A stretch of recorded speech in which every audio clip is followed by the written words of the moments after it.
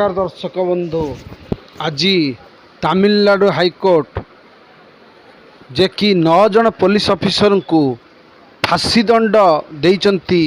घटना हूँ 9 जून 2020 मसीह जयराज एवं तांका पुओ बनिकम जे कि एक मोबाइल शॉप करथिले एवं से मोबाइल शॉप टी खोला थिला। यह देखि पुलिस माने तांको तुरंत अरेस्ट करथिले एवं कस्टडी भितर तांको निर्धूम माड मारिथिले एवं कस्टडी मारी मारी मारी तांको मारी देइथिले। यार पुनर्विचार पाई मैंने एटा केसटा हाईकोर्ट रे लागिथिला एवं एक महिला कनेस्टेबल को राजसाक्षी हिसाब से तांको क्षमा कर दिया कारण सी सब कथा सी साक्षी देइचंती।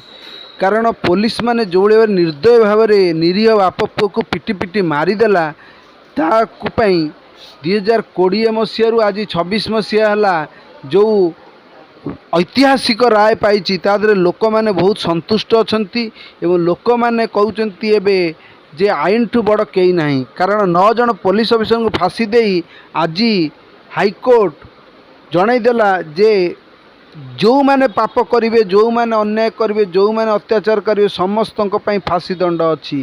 तेणु लोक मानकर पुलिस उपर आईन उपर भरोसा पाईगला। कारण लोक मानकर पुलिस प्रति जीवाकू डरती पुलिस कति जीवाई डरती।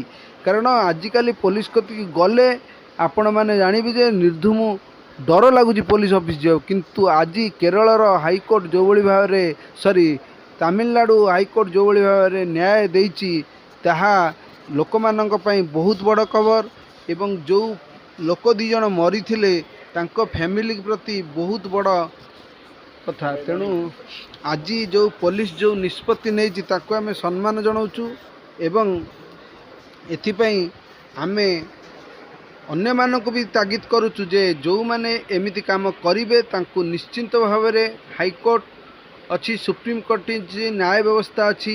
तेणु से भय रहू एवं यही भली निष्पत्ति मान आसवा द्वारा गरीब लोक मैंने बहुत उपकृत होती। तेणु आमे बहुत खुशी एवं जनता मध्य कहुँ यही न्यूज़टी को प्रथम उत्तम 24 न्यूज़ माध्यम मुझे आपण को जनइया चाहूँगी। तेणु केरल रे जो घटी पुलिस माने जो 9 जन पुलिस मिसी 2 बाप पुओं को पिटी पिटी मारी देइथिले जो मानकर किछि भी माने भूल नथिला किंतु तांको एभले मारी देवा जोगु तांको जीवन चली जाइथिला। हाईकोर्ट तांको फांसी दे उचित न्याय देइछि। ब्यूरो रिपोर्ट उत्तम न्यूज़। चैनल नुआ सब्सक्राइब करंतु लाइक